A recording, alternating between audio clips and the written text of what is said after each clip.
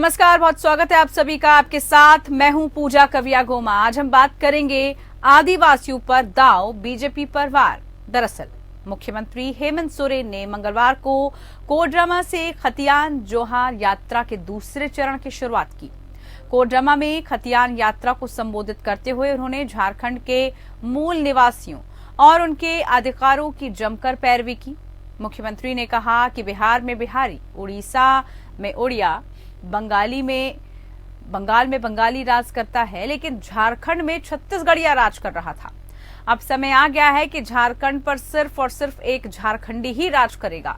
इस रैली को संबोधित करते हुए मुख्यमंत्री ने कहा कि आज तक झारखंड के मूल वासी की पहचान नहीं हो पाई है। 20 सालों तक इनके अधिकारों का हनन होता रहा है, लेकिन अब ऐसा नहीं होगा। हेमंत सोरेन ने कहा कि खतियान का मतलब है अपनी पहचान। भारत में हमारी पहचान कैसे हो कि हम झारखंडी हैं, इसके लिए ये जरूरी था। उन्होंने कहा कि इंसान दुनिया भर में घूमता है, लेकिन उसकी पहचान एक ही होती है। उन्होंने ये भी कहा कि जो खतियानी है वही झारखंडी है। इस दौरान मुख्यमंत्री ने बीजेपी पर जमकर निशाना साधा और कहा कि भाजपा ने राज्य को सिर्फ और सिर्फ पीछे धकेलने का काम किया है। हेमंत सोरेन ने कहा कि इन्हें पहले महंगाई डायन नजर आती थी और अब भौजाई नजर आती है। आज 5 रुपए का टिकट 50 रुपए में बिक रहा है। रेलवे से लेकर हवाई अड्डे तक सब कुछ बेच दिया गया है। राजमार्गों के टोल गेटों पर बड़े बड़े लठैत नजर आते हैं। झारखंड में भाजपा की पूर्व की सरकार पर निशाना साधते हुए उन्होंने कहा कि पिछली बार की बेईमान सरकार 50,000 का राशन कार्ड खत्म कर दिया। हमने 20 लाख लोगों को जोड़ने का काम किया। उन्होंने कहा कि हरा कार्ड का राशन केंद्र सरकार ने पैसा ना देने के बाद भी देना बंद कर दिया। डबल इंजन की सरकार का यही चेहरा रहा। भाजपा में व्यापारियों की जमात है जो सिर्फ और सिर्फ पैसों की भाषा जानते हैं, कैसे बेचा जाए, कैसे खरीदा जाए। हेमंत सोरेन ने लोगों को संबोधित करते हुए भाजपा पर हमला बोलते हुए कहा कि इन्हें सिर्फ हिंदू मुस्लिम करना आता है, फूट डालो राज करो इनकी परंपरा रही है। 20 सालों में घर इतना बुरा हाल कर दिया कि इससे बाहर करने का उपाय नजर नहीं आ रहा है।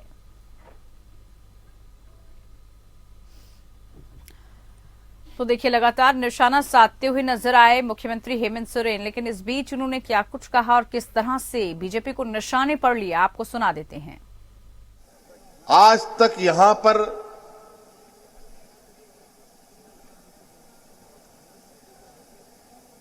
कौन मूलवासी है इसका पहचान कभी नहीं हो पाया,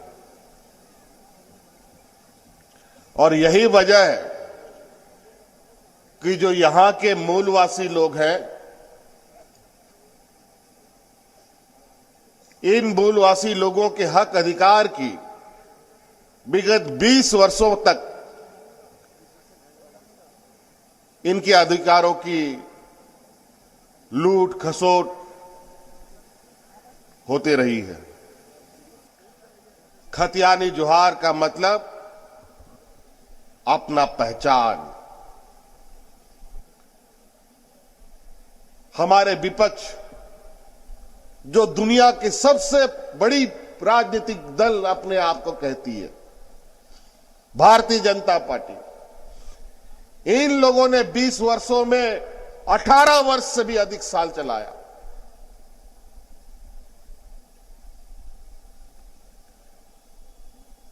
और इनको बहुत बड़ा अनुभव है देश चलाने का, गुजरात, महाराष्ट्र जैसे राज्य को चलाने का, जो सबसे अग्रणी राज्य अपने आप देश में है। मुझे ये बात समझ में नहीं आता है भाई, गुजरात को आप लोग आगे बढ़ा सकते हैं, महाराष्ट्र को आगे बढ़ा सकते हैं, दिल्ली को आगे बढ़ा सके, लेकिन झारखंड में कैसा आप लोग काम कर गए 20 साल में कि देश के सबसे पिछले निचले में पैदान में चला गया। बड़ी बड़ी बातें करेंगे, इतना बड़ा बड़ा बात करेंगे कि बात से तो लगेगा कि मुंह से शेर मार दिया गया, लेकिन जब शेर सामने आ जाएगा तो सब सिट्टी पिट्टी गायब। नमक, सब्जी, दाल, चावल, महंगाई ऐसा हो गया कि पहले इन लोगों को महंगाई डायन नजर आती थी, अब महंगाई इनको भौजाई नजर आने लग गई है। तो सुना आपने किस तरह से हेमंत सोरेन लगातार बीजेपी पर निशाना साधते हुए नजर आए और कुछ महत्वपूर्ण बिंदुओं पर उन्होंने एक बार फिर से चर्चा की और चर्चा इस बात को लेकर की कि आखिरकार क्यों झारखंड सबसे पिछड़ता हुआ राज्य नजर आया, आखिरकार वहां पर क्यों विकास डेवलपमेंट नहीं हो पाया। इसी को लेकर आज की हमारी चर्चा में खास मेहमान हमारे साथ पैनल में जुड़ चुके हैं। प्रदीप सिन्हा जी हमारे साथ बीजेपी से जुड़े हैं, बहुत स्वागत है प्रदीप जी कार्यक्रम में आपका। महुआ माझी जी हमारे साथ जेएमएम एमपी राज्यसभा जुड़ चुके हैं, बहुत स्वागत है आप सभी का। चर्चा की शुरुआत प्रदीप सिन्हा जी आप ही से करते हैं। बीजेपी की जब बात की जा रही है और सीधे तौर पर यह कहा गया कि 20 साल में से कम 18 साल आपका शासन, बावजूद इसके आखिरकार क्यों झारखंडवासी झारखंडी इतना पिछड़ा हुआ।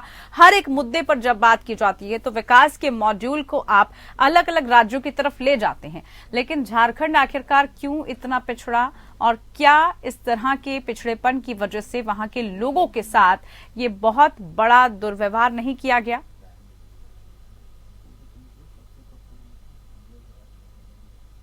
देखिए, राज्य बने हुए 22 साल हो गए और अभी अभी मुख्यमंत्री जी का आप सुनवा रहे थे, उन्होंने आंकड़े रखे कि 18 साल बीजेपी ने शासन किया।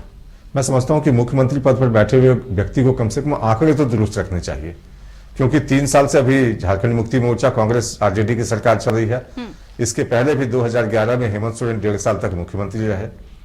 3 साल तक मधु कोड़ा मुख्यमंत्री रहे, जिसमें कांग्रेस भी सहभागी थी, और 3 बार इस राज्य में राष्ट्रपति शासन लगा।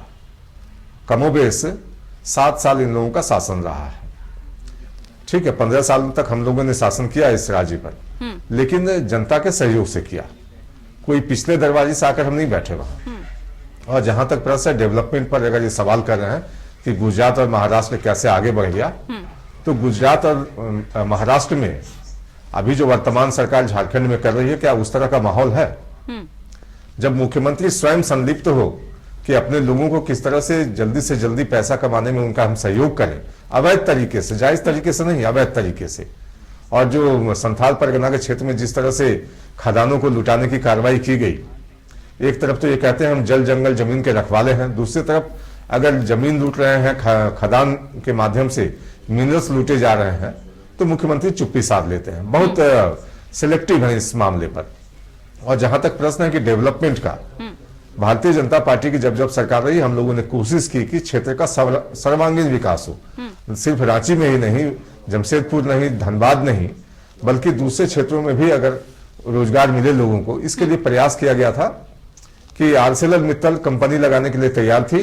बावजूद इसके प्रदीप जी वो प्रयास कार्यरत नहीं हो पाया। वो प्रयास जो है सफलता के जो उसको सफल होना चाहिए था वो नहीं हो पाया। 15 साल का आप रिकॉर्ड की बात कह रहे हैं, आप रिकॉर्ड बता रहे हैं, आप आंकड़े बता रहे हैं। 15 साल भी अगर किसी राज्य में कोई सरकार सत्ता में रहती है तो कम नहीं होता ये कार्यकाल भी, ये समय भी। उसके बावजूद भी अगर वहां पर विकास के पैमाने पर खरा नहीं उतर पाए तो बड़े सवाल उठ जाते हैं। आपके पास लौटेंगे, महुआ माझी जी हमारे साथ जुड़ी हुई, उनसे भी जरा प्रतिक्रिया लेते हैं। महुआ जी, जिस तरह से मुख्यमंत्री लगातार यहाँ पर आरोप बीजेपी पर लगाते हुए नजर आए, लेकिन हम ये भी देख रहे हैं कि कई तरह के बुनियादी मुद्दों से इस वक्त झारखंड जूझ रहा है, क्या प्रतिक्रिया इस पर?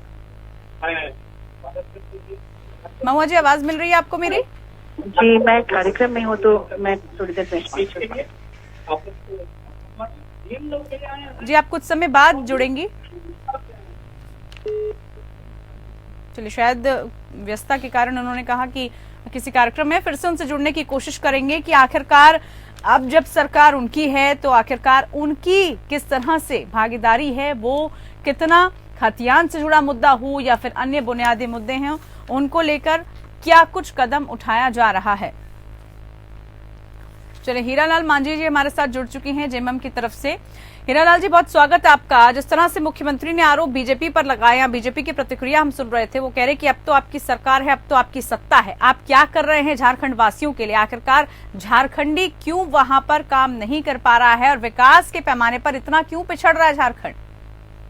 नहीं, देखिए ऐसा है जी, हम लोगों ने जो जिस मकसद से आया था, हम लोग करीब करीब उस कामों को धरातल पर लाने का कोशिश कर रहे हैं। जैसी हमारी सरकार आई है, आने के बाद आप देखे होंगे कि हम लोग महामारी कोरोना से हम लोग जूझते रहे, और उसके बाद जब हमको मौका मिला है तो स्थानीयता को लेकर के हम चुनाव में आए थे और उसको हमने अपने जो बात है उसको लाने का काम किया है। निश्चित तौर से हम जन आकांक्षाओं के अनुरूप काम कर रहे हैं।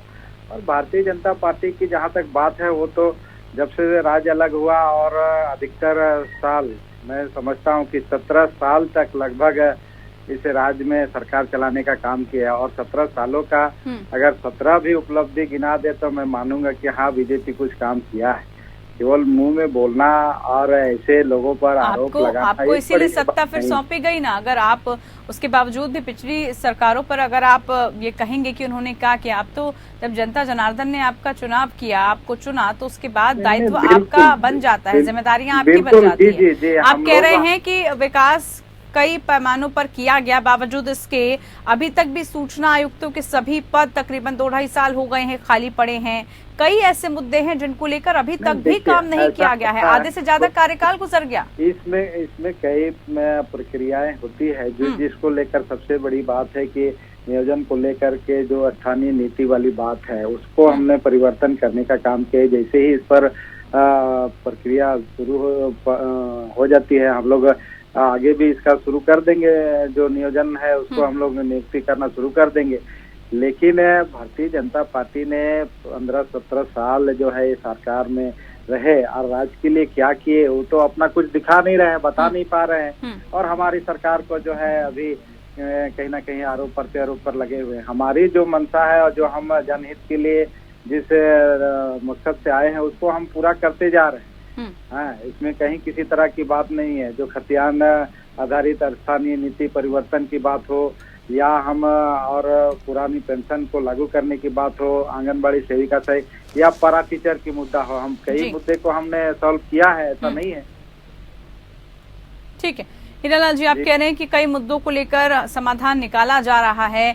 खतियान की अगर विषय की हम बात करें, झारखंडी एक है, झारखंडी ही अब यहाँ पर काम करेगा और वही राज करेगा। यहाँ पर विकास मॉडल की बात की गई, गुजरात मॉडल की बात की गई, जैसे अन्य शहरों में, अन्य राज्यों में वहीं के लोग राज करते हैं। झारखंड ऐसे मामलों में क्यों पिछड़ गया?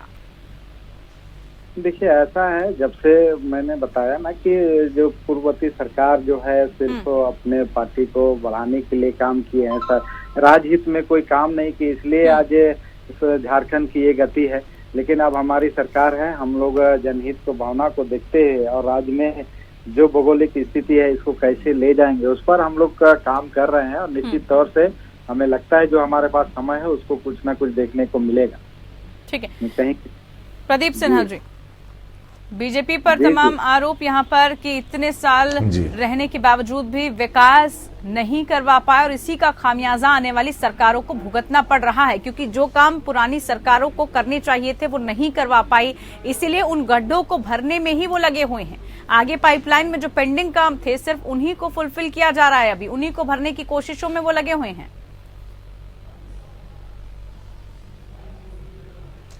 देखिए, एक तो इस सरकार में जो राजनीतिक वैमनस्यता है वो इस हद तक है कि सरकार में आते ही इन लोगों ने किसान सम्मान निधि जो राज्य की सरकार दिया करती थी किसानों को प्रति एकड़ 5,000 रुपए और मैक्सिमम 5 एकड़ के लोगों को 25,000 रुपए, वो बंद किया।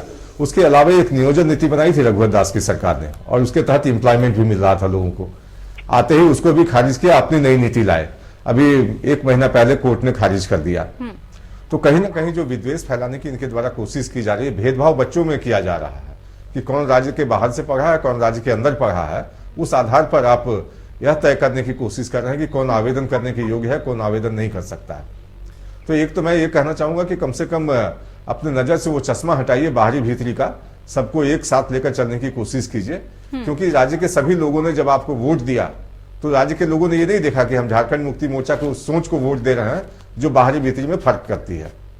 अब एक बात बता रहा हूं आपको कि 5 लाख नौकरी देने की बात करके ये सत्ता में आए, लोगों से वायदा किया इन्होंने, नहीं दिया। तो बेरोजगारी भत्ता देंगे, वो भी नहीं दिया।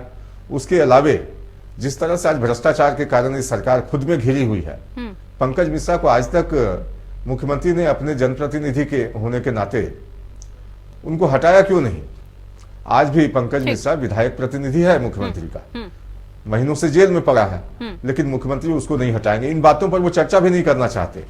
ईडी पर सवाल जरूर खड़े करते हैं ये लोग कि ईडी बेमनसता से कार्रवाई कर रही है, केंद्रीय एजेंसी है, राज्य सरकार नहीं, को वो काम तो नहीं सीधे करने तौर दिया पर जा कहते रहा हैं ना है। कि आप लेकिन मुख्यमंत्री ये सिर्फ तो और सिर्फ बताएं जानबूझकर कभी ईडी कि को पंकज सीबीआई को मिश्रा लगा किसकी देते सह पर हैं। हर संथाल राज्य परियोजना में ये क्षेत्र में हालात लूट दिखते मचाए हैं। हुए ये था। तो बीजेपी पर आरोप हर राज्य में लग जाता है कि जहां पर सत्ता नहीं है वहां पर ईडी और सीबीआई को खौफ दिखा के, डरा धमका कर वहां पर कब्जाने की कोशिश की जाती है।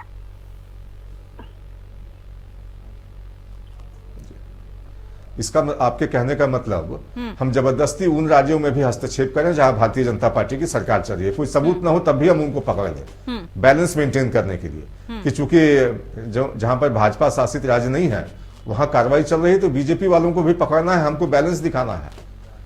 मैडम ऐसा है कि अगर कोई सबूत इनके पास हो, कांग्रेस पार्टी के पास, झारखंड मुक्ति मोर्चा के पास कि अमुक अमुक भारतीय जनता पार्टी के नेता अनियमितता में लिप्त है, गलत तरीके से पैसे कमा रहे हैं, तो सुप्रीम कोर्ट में ये गए थे, अभी कोर्ट में चले जाएं, सबूत रखें कि भाई इसके बावजूद भी अगर ईडी और सीबीआई कार्रवाई नहीं कर रही है भाजपा के लोगों के खिलाफ तो ये बेमनस्तापूर्ण कार्रवाई है, कुछ है नहीं। लेकिन इस तरह से चीजों को पेंट करने की कोशिश की जाती है कि भारतीय जनता पार्टी की जहां सरकार नहीं वहां के लोगों को परेशान किया जा रहा है। ठीक है हीरालाल जी, चाहे बात हम करें वहां के अलग अलग विषय, कोयले से लेकर अयस्को से लेकर इसके काले कारोबार का जो विषय है वो अभी भी वहां पर बना हुआ है, इसको लेकर कोई स्थायी समाधान नहीं निकल पा रहा है। इसके अलावा पलायन का विषय, जिस तरह से बीजेपी ने इस पर सवाल उठाए हैं, क्या प्रतिक्रिया? देखिए, ऐसे पलायन की जहाँ तक बात है तो पलायन अभी नहीं है, ये तो जब से बीजेपी की पूर्ववर्ती सरकार थी उस समय से ही पलायन तो इससे ज्यादा था। अब हमारी सरकार में कहीं ना कहीं पलायन को जो है रोकने का कोशिश किया जा रहा है और उससे बहुत सारे योजनाएं हम लोग धरातल में लाने का काम कर रहे हैं, जैसे मुख्यमंत्री सृजन योजना, फुलोझाई योजना, सारे लोगों को जो है, जो बहू बेटियां बाहर जाया करती थे अब वो स्थिति नहीं रहा। पूर्ववर्ती जो है पहले सभी यहाँ की आदिवासी महिलाओं को दिल्ली में ले जाकर के काम करवाया जाता था, वो स्थिति नहीं है। अब हमारे मुख्यमंत्री उस सब में सारे चीजों में स्टिक हैं, जहाँ भी जाते भी हैं तो वहाँ से मंगाने का काम करते हैं। और हम लोग कोशिश कर रहे हैं, एक ही बार तो तुरंत जादू की छड़ी तो नहीं है कि हम 2 साल हमको मिला, 2 साल में पूरे राज्य को जो है हम सारे व्यवस्थित कर दे। समय हर चीज में लगता है मैडम, और हम लोग भी कितना समय मांग रहे हैं हीरालाल जी? प्रयास कर रही है कितना समय लगेगा? क्योंकि समय आपको अपनी सरकार में देखना है कि काम कितना हो रहा है। समय इस बात में व्यर्थ ना किया जाए कि पूर्व की सरकार ने कितना काम किया, पूर्व की सरकार में क्या हुआ था। हाँ। जो 1 साल में हम लोगों ने काम किया है, चाहे सरकारी कर्मचारियों की बात हो, चाहे पारा टीचर की बात हो, आंगनबाड़ी सेविका सहायिका की बात हो, आप देख रहे हैं सरकार की जय जयकार लोग कर रहे हैं सारी जगह, कहीं भी सरकार का विरोध नहीं हो रहा है। विरोध हो रहा है तो सिर्फ नेताओं के द्वारा और विपक्ष के द्वारा विरोध हो रहा है, और उनका तो काम भी है। अगर वो विरोध नहीं करेंगे तो उनका दुकानदारी कैसे चलेगा। लेकिन हमारी सरकार जनता के हित में, जनहित में और राज्य भावनाओं को देखते हुए काम कर रही है। निश्चित तौर से जो हमारा चुनी हुई सरकार है और हमारा कार्यकाल में कुछ दिखने को जरूर मिलेगा। पूरी तरह तो हम नहीं कहेंगे कि पलायन को रोकेंगे, लेकिन हम लोग उसको कम करने का कोशिश जरूर बड़ा कर मुद्दा। रहे हैं। लेकिन जब हम बड़े मुद्दों की बात कर रहे हैं तो आदिवासियों के लिए क्या कुछ, क्योंकि देखिए वायदे उनके लिए बहुत सारे किए गए, आपके लिए ये किया जाएगा, ये सब किया जाएगा, लेकिन कितना किया जा रहा है, काम कितना हो रहा है उस पर, खतियान से लेकर आदिवासी, आखिरकार कौन किस तरह से जो है यहाँ पर उनके लिए काम किया जा रहा है?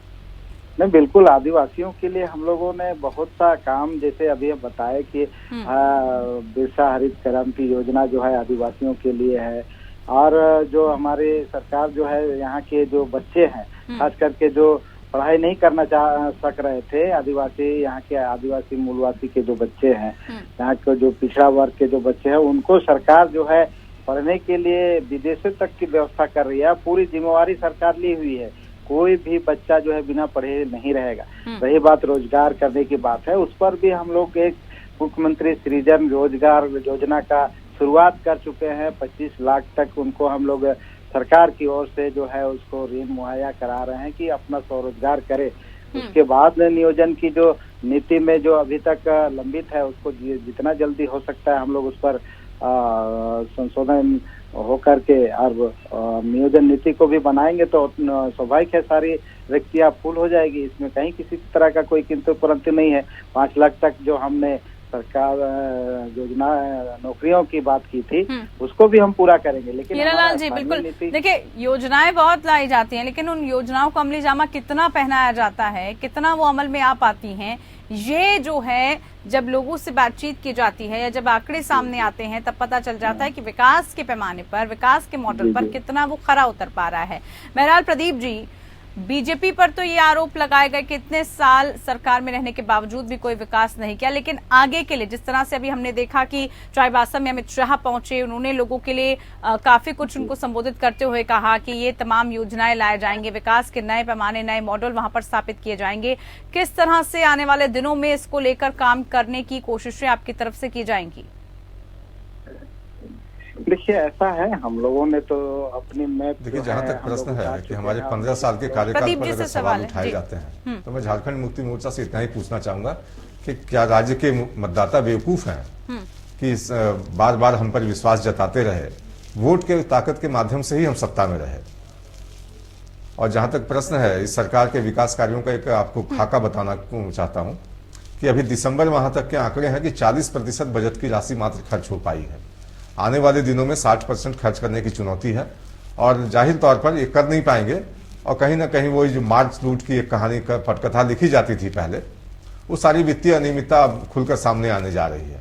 और जहां तक प्रश्न है, इन्होंने कहा अभी हीरालाल जी ने कि हम तो जनभावना के अनुसार काम कर रहे हैं।